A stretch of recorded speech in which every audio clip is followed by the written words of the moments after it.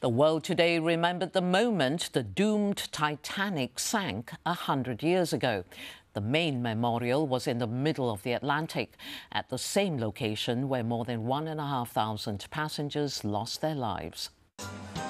Dining and dancing the night away, just as Titanic passengers would have before their once-in-a-lifetime journey took a tragic turn.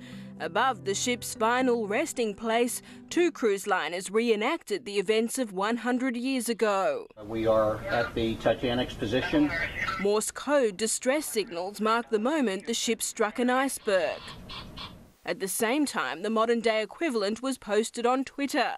In recent decades, many have cashed in on the world's obsession with the Titanic. But today was a solemn occasion for descendants, historians and enthusiasts to reflect. Adelaide resident Patria Hand's great-aunt Evelyn Marsden was a survivor. She joined the White Star Line as a stewardess nurse. Her fiancé at that time was supposed to be on there as well, but at the last minute the captain took him off, which probably saved his life.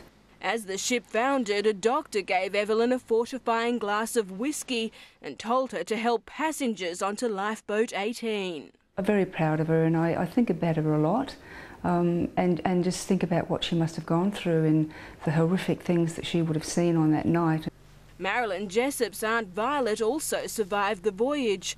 As stewardess, she was put in charge of evacuating third-class passengers. And as she looked back, she started to count the lights and the rows of lights on the ship, and counted 5, and then looked again and counted 4. Despite her horrendous experience, Violet had to return to work at sea to support her mother and siblings.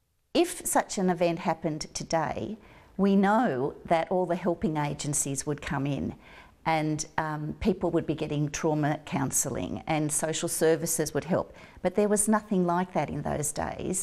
There's never been a luxury cruise disaster quite like the Titanic ever since. A voyage never finished and never to be forgotten. Marion Ives, World News Australia.